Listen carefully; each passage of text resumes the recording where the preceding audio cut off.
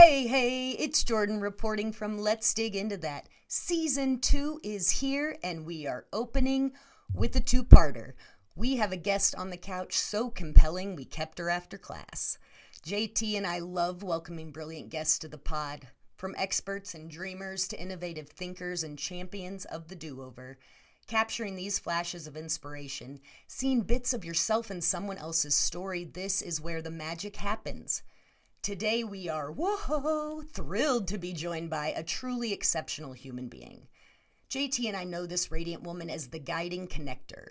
She is the nucleus of our little mountain town, a networking architect. This woman is a dynamic designer, a tireless advocate, and the ultimate accountability guru. We are talking about Cassie freaking Fortman. As founder of the Grand Mesa Business Guild and program manager at Delta Innovation Workspace, Cassie has crafted 2 sensational creator spaces packed with resources and a network of talent and services. Motivating and supporting small business owners, fostering ideas, and generating actionable plans, Cassie is the guardian angel to get your goals off the ground. JT and I met Cassie through her photography, Sassy Creative. This powerhouse right here was the only guest when we eloped. To say Cassie knows us is a classic Let's Dig Into That understatement. But in getting to know Cassie, we were shocked to learn that our friend is actually CCF, Cassie freaking Fortman, version 7.0. This queen has experienced reinvention to the point I'd argue she more accurately resurrected her life, revived her sweet, tender spirit on more than one occasion. At the age of 27, Cassie celebrated her first birthday in nearly a decade. Following a divorce that within her church family and community ended her very existence, aka she died, in the eyes of these people, Cassie was again faced with rebuilding her entire realm of support and connection, down to uncovering her most pure, authentic self. The unimaginable task of tackling growth after loss begins with trust, and that trust starts on the inside. Today's conversation takes connection to the next level.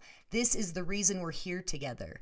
How we heal, what it means to start over, how to show up as a friend. Cassie's magnetizing energy reminds us of our inherent power, how simple it is to take better care of ourselves, and why we all have the choice to get bitter or better. And now for part 1.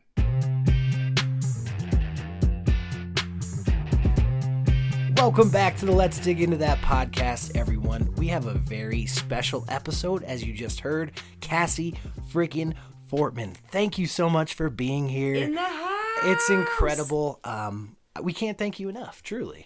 Oh my goodness. Thanks, you guys. I am so pleased to be here back at your pad. Was an honor to be the only guest / photographer at your wedding. That's exactly correct. Yeah, It's accurate. Great to be here. I'm going to jump right into it because I am Jordan's intro. Your 27th birthday was the first birthday you had in over a decade? Just about. Just about a decade. Yeah. How does that happen? You are the party maker. I know. Yes, we've only socialized with you at events of great magnitude. I know. So it was a choice that I made to join an organization that did not celebrate birthdays, holidays of any kind, limited happiness, limited celebration overall, which is a great fit for me. I get that. So 18 is when you decided I want to join the no fun bus. Yes. Okay. Yes. Okay. Gotcha. Wow. And so there was just no celebration of any kind. This is a religious organization? It is. So Jehovah's Witnesses, so we call them the J-Dubs for short. And you make it sound cool, maybe. Well, sorry about that.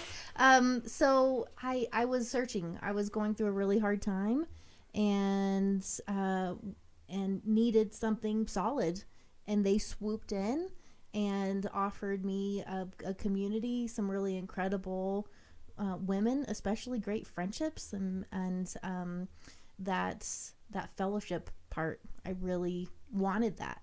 Instant community. So I did not read the terms and conditions really completely.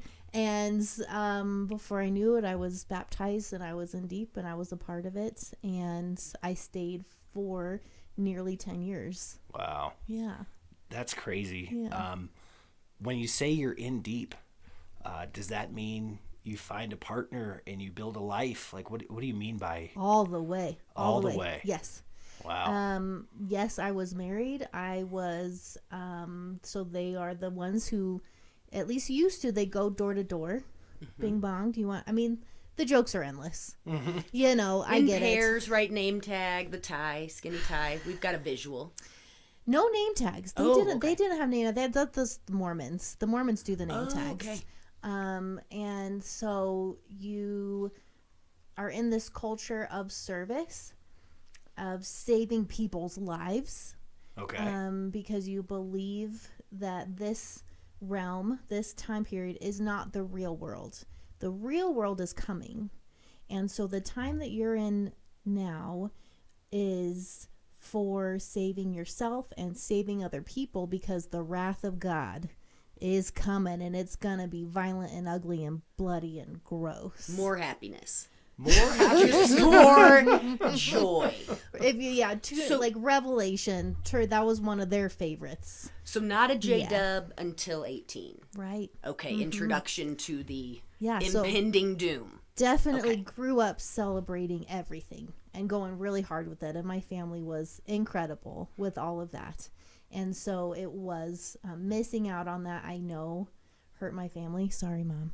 And but they were very glad to have me back and took me back. So you had to distance yourself from those closest to you in this process. Oh. Yeah. So part of their process is they become your family. And there are Bible verses, and their interpretation is we will replace your family times 100. And basically that our way is the truth. And so even though I had some contact with my family, it was extremely limited. And I know that I hurt them a lot by doing that. Man. So I'm trying to make up for it in the meantime of showing up for them and celebrating even harder. And your family was there when you did pop out for this 27th. That is wonderful to hear. That's amazing. Absolutely. So before you were able to pop out, as Jordan said, What? Yeah, pretty sure. you mentioned you were married. How does that come about? Well, when a man loves a woman. Was love involved? It was. So it was actually my high school sweetheart. Oh, nice. And he was raised as a J-dub. And when I was going through a hard time personally, he recognized that and thought that his way of growing up would help me, even though at the time he was not a part of it. And so we kind of started going down that path together. And I went straight into the deep end, got baptized. I pioneered a little bit, which is their way of, it's an hour commitment per month of 70 hours a month of service, 100 hours a month of service, 120 hours a month of service of like levels that you commit to going door to door. And so just door to door, I was going to say, when you say service, does that entail just sort of door to door? Door to door Bible studies. And Bible studies. Anything that you're doing to save someone else is you get to clock in and clock out. Wow. You're not getting paid, to be Right. clear. However, just an internal suffrage. oh, you write it down. Okay. You write Time it down. card You for Jesus. Is that what you had? Yeah. Mm-hmm. Okay. Yep. So You were married very quickly then to high school sweetheart. we were, because in that culture, you can't be alone with the person that you're dating. So we made this switch, and then all of a sudden we weren't allowed to be alone anymore. And so that inspires people to get married really quickly. Yeah. Yeah, I can see that. Yeah, definitely. So we were married for a pretty short amount of time, just like 2.5 years, I think, really short. And we were kids. We were teenagers when we got married. and it didn't work out. And so that's how people get married in that culture. It happens really fast. Gotcha. Yeah. I appreciate you sharing that. It leads me to my next question. Mm-hmm. So after you guys decide that it's not working out, Mm-hmm. how does the church respond to that? He didn't I didn't decide. He decided that he didn't want to be with me anymore. It wasn't a mutual decision at all. Oh, wow. He left. But and Yep. I'll second that. You are so courageous, and thank you for sharing this with us. He decided that there was someone else that he cared about more, who happened to also be my best friend, who had just had a baby. Oh. And so I found out that Nope. they were together, and so and he left. Oh my gosh. So everybody's in the church, your best friend, Mm-hmm. and has a baby, and then so what does the church do to get back to So what does the Oh. church do? The church, man, that's a good question. I'm like, gotta rewind in my memory bank. feel bad for causing the rewind? It's okay. Did he get to stay? No, here's the interesting thing about Jehovah's Witnesses is if you're not baptized and make that commitment, then you are treated with more leniency with your decisions. If you've been baptized, then you're eligible for disfellowshipping, which is really a cool punishment system that they have. And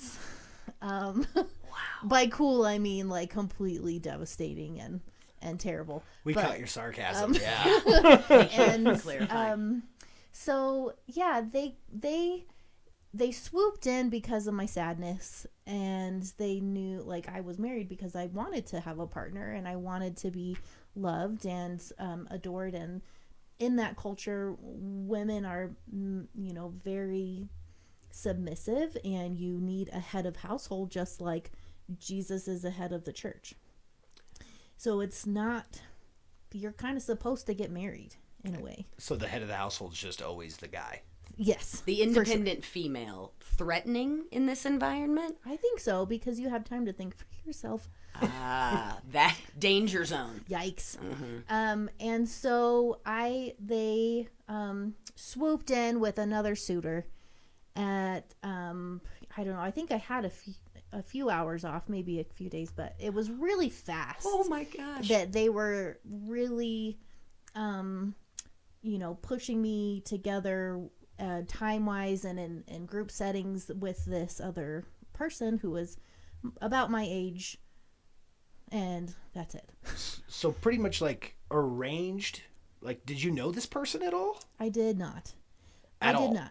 Wow. No. He attended my best friend's baby shower that prior right. year, but I didn't meet him because there was a lot of people there. He remembered me, but I did not meet him. And so we met. My divorce was final in November. Sorry, Mom. And I met Ryan in January, and we were married in May. What? Yeah. Whoa. It was really That fast. independent female is a threat. That's some turnaround time. It was really fast. So no time to process the fact that you've been through a divorce No. at all. No. Grieving that devastating, because you lost the grief of this best friend relationship. And he's the one, this man that got you into the church and said, this is the stability of which you seek. Yes. And okay. Yes. And then 5 months, let's just fall in love. Was there, any love in that moment? I think I was in the mentality of being damaged goods, and who is ever going to love me again? And you will. Oh, cool. Thank you for loving me. Wow. And again, not being able to be alone with that person. You're supposed to be chaperoned. Do you guys remember that word? Yes. Chaperoned, for real. Wow. And his parents caught us kissing in the kitchen one time. And the next day, they drove us to the courthouse. And were like, you guys are getting married. And I was like, okay. And then I was like, no. My family will murder me and you guys. So let's not do that. Let's do Pump the brakes. Pump the brakes. Let's pump the brakes. But these are people that you trust and that he was in charge of that branch. They're called presiding overseers, and she was a pioneer, so of leaders in the community. So I trusted them. You're being encouraged. Yes. This is your community. This is your network of people. Of course you trust them. I trust your judgment. They're that taking care of this is the you. right thing. I was not myself. I was not myself. I was, people call it brainwashing. People call it different things, but I really am pretty smart. I got good grades in school. I spoke at high school graduation. I was the top of my class, and I had a really bright future. And so that just goes to show they can kind of coerce you with this community feeling. So that's how they got me. Would not recommend. No stars. Would not go there. Stars. 0 for not, the Jade. would not recommend. Well, So- I knew your story was incredible. I am completely blown away. And I hate to continue to prod because you're being so vulnerable and it's so appreciated. But let's take it from the second marriage. What happens next? So we were married for, I think, around 4 years, and it didn't go well. It was something I learned a lot from as far as how I deserve to be treated. And I will never, ever let anyone treat me that way again. Hell yeah. There was emotional hurt and verbal hurt, and it ended in physical hurt, and nobody deserves that. No. And I would rather be alone Absolutely. than be treated that way. So that's what I learned from that. And Well, how do you, when you say this suitor, this person you have identified as the person who's going to care for my broken, not allowed to grieve heart, and you face the layers of abuse there, do you go back and say, hey, bad pick for me? Like, do you have any recourse in this is unsafe? Like, with people Within that I the spend church. time with now. Oh, within the church. church, like in that moment going, this isn't it. This isn't good. I need. No, not really, because he came highly recommended. The worst ones do. he came highly recommended. He also served as a pioneer.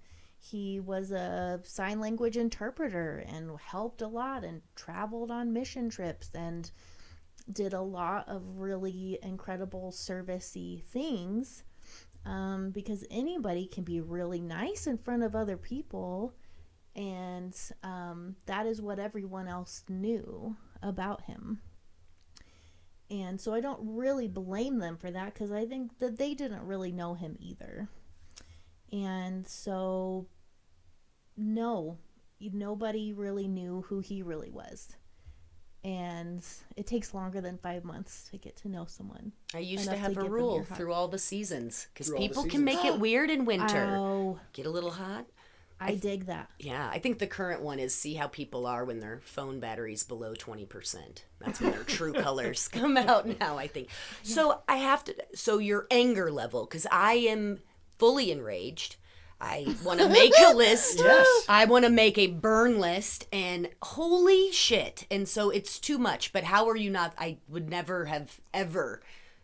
She's giving a glow, people. She is a radiant light of love and positivity. How the hell are you not so angry? Oh, she is, maybe.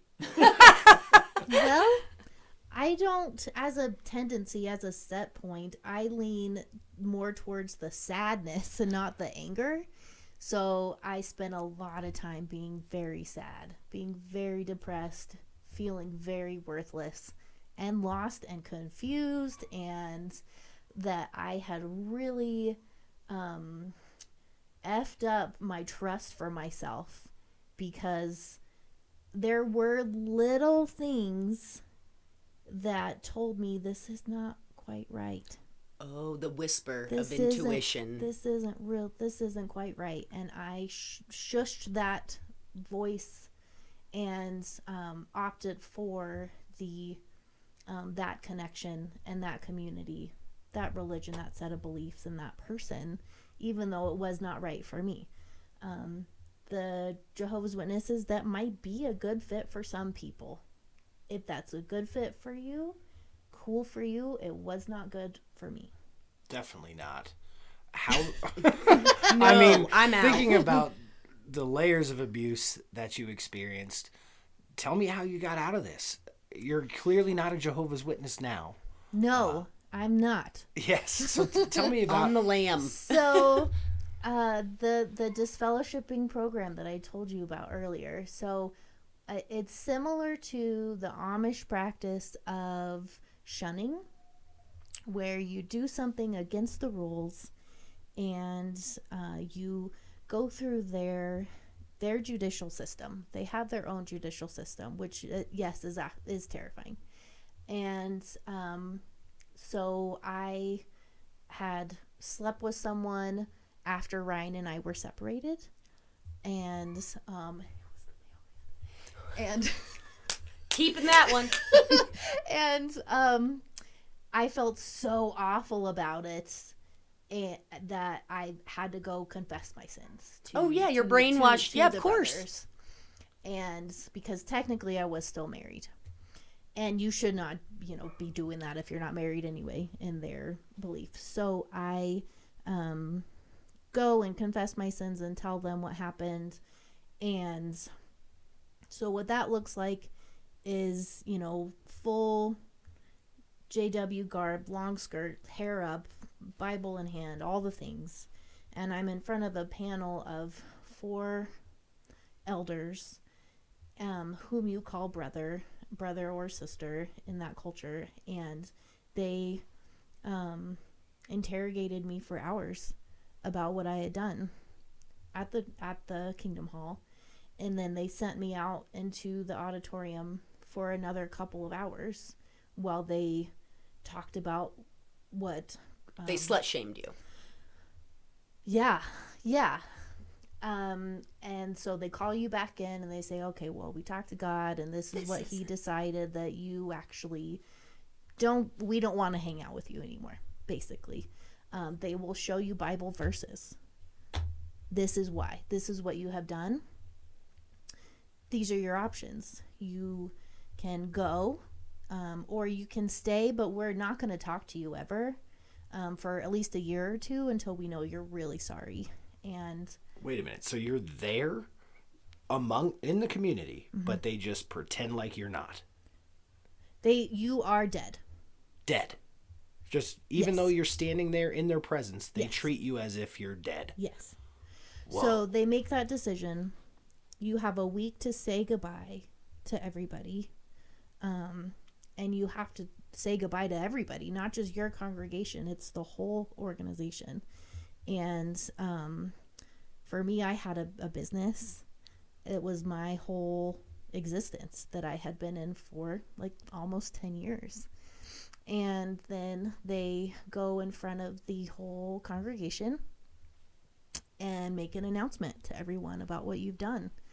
And then that's the moment you're dead to everyone that you've ever met in that space. And that was I felt it was just... It's like a witch hunt. It's the mind-blowing. It was awful. Can't believe what you've been through. I gotta know, how did you celebrate your 27th birthday?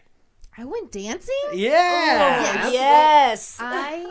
when after I was treated that way, and at the same time I was getting divorced, getting disfellowshipped, and I lost my job because my manager was a Jehovah's Witness.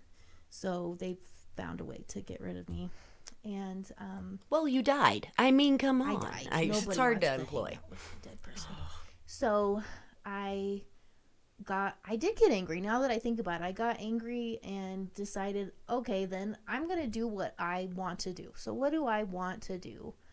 And I wanted to learn how to two-step dancing, #urban cowboy, John Travolta, Deborah Winger. Yes. And that's what I wanted. So I was living in Colorado Springs. Cowboys nightclub is there. And the Army guys are more than happy to twirl you around that dance floor. And I learned how to dance. And it was so freeing to do that and to go out and be seen. And for 4 minutes you get to dance with someone and have fun, and then you can have your space. So that's how that kind of started coming back to life in that way. And it sounds like in your journey of coming back to life, to use your own words, you did a lot of learning. I did. Yeah. What else did you study? I did. Well, I went to Colorado Mesa University in Grand Junction. Mm-hmm. So wait. Go Mavs. Sissy's over here on the couch, 18. We decided to just, all right, we'll go into school. I didn't even think about higher education. Probably not the J-Dubs number one. No, because once again, this is not the real world. Oh, this is right. How silly of me to forget. So why would you want to invest in yourself that much? That's silly. So go on ahead and do the carpet cleaning, the house cleaning, the service related things that don't require education, so that you can spend as much time in service as possible. And so I was 28, I think, when I signed up for classes. So well, 10 years Good for you. Yeah. Good for you. than my classmates. Brave. Awesome. It was very brave, because I did not feel cool. I did not feel You packed cool. up that J-Dub wardrobe and you're like, I'm trying Oh my to get gosh, back I in it. still don't like wearing skirts. I still don't. Your fashion game is on point. I had It's real trauma. I mean, that makes sense to me that you wouldn't want to do that. And so I started actually in psychology at CMU. Okay. Decided it was too hard within the first semester, because I'm like, ooh, I have that and diagnosing that. yourself. Yes. Oh, and then you need to go a little further, I was told, with a doctorate or something, to do a lot more with that kind of degree. And I was like, oh my God, I'm already 28. 4 years is enough. Yes. So, Fair. The whole time I've always done photography, and I really wanted something that could complement that skill set. And CMU has an absolutely incredible graphic design program. It's a very small, brutally hard, wonderfully, awfully hard program. And so I signed up for that.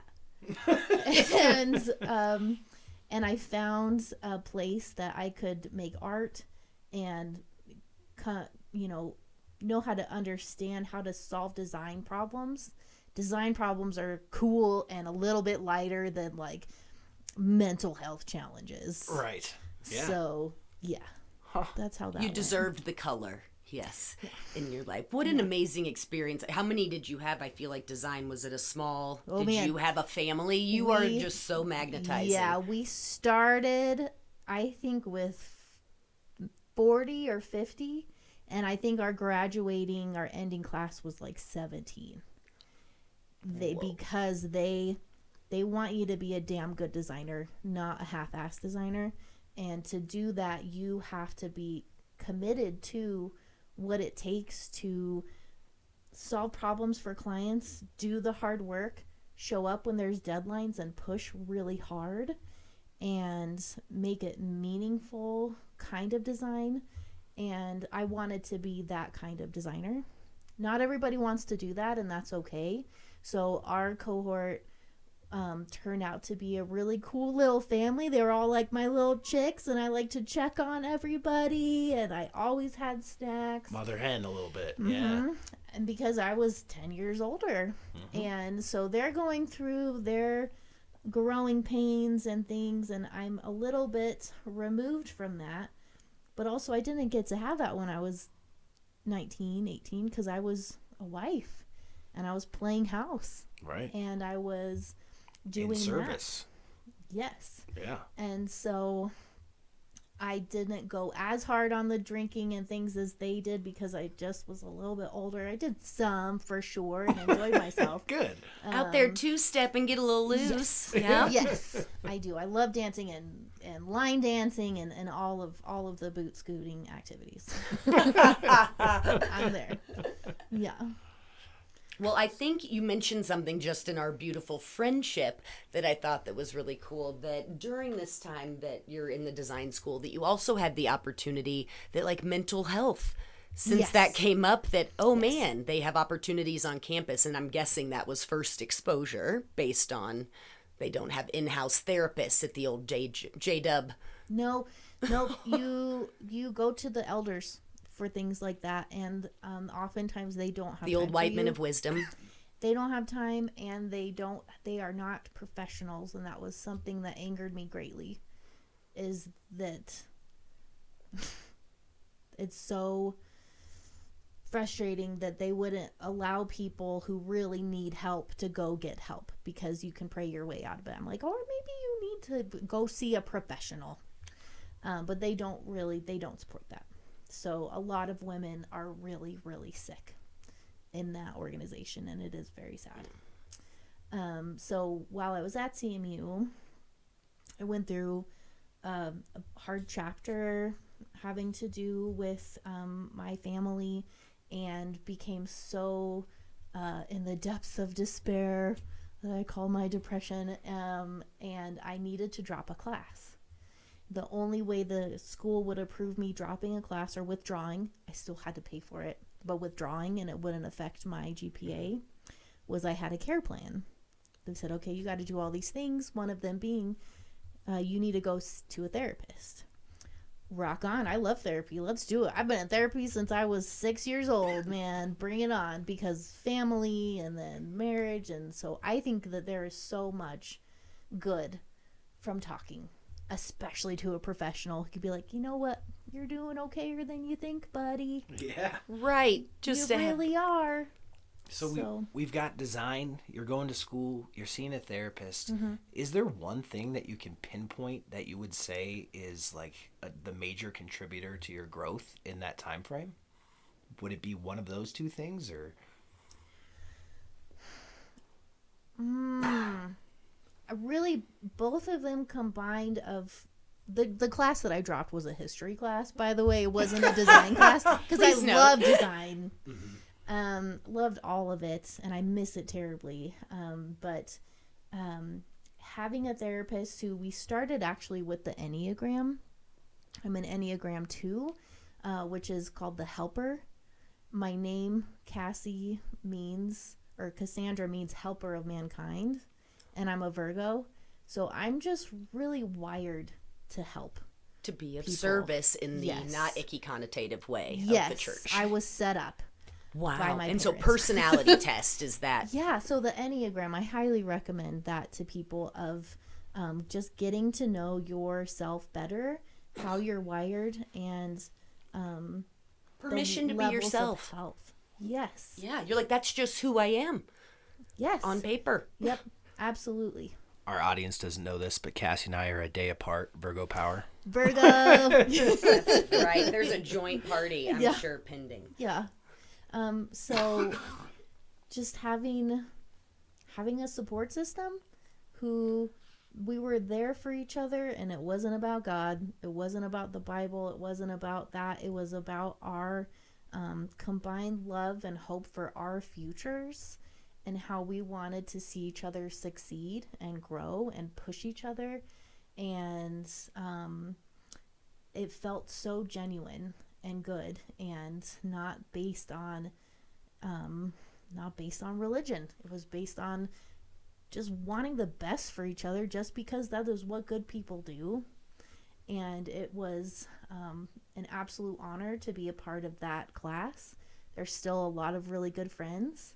Even if I haven't talked to them for a while, I know I could call them and we could just catch up like it was yesterday that we ended school. I did graduate in 2020, so in the throes of COVID. Oh man, right in the heart of COVID. Yeah, so the last semester, we were all separated then and sent home to finish this beautiful chapter at home. And so that sucked. But it's no part kidding. of That is like, yeah, you're ready to make that party. Like, Yep. oh, stupid COVID. Yeah. So we had like the most awkward graduation in August. 2 guests per person. Everybody masked up. Everybody had to sit. They set our seats 6 feet apart or whatever the rule was. And you got to take off your mask for the photo, and then you've got to put it back on. And but I believed going through that, for someone to speak out into the universe, Cassie did this thing, you should hire her to do it. So I decided to go ahead and participate in that. Man, your story is just blowing my mind, and mostly because I know who you are now. And it's so crazy to think back to hear that this is the past and the recent past. And I thought we were on the path with your design, that things were finally get better, but one more hurdle. But it's just unbelievable, because when I met you, you're the center of attention. You are a connector. You help so many people in the community.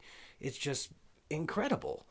And Standing ovation. I just standing sort of- ovation. sort of on a tirade, but let's talk about the wins, because like So many wins. you're now you're a business owner. You represent a nonprofit. It's incredible. It is incredible to hear the details of this transformation, this amazing story of resilience. Join us for part 2 on the next episode of Let's Dig Into That.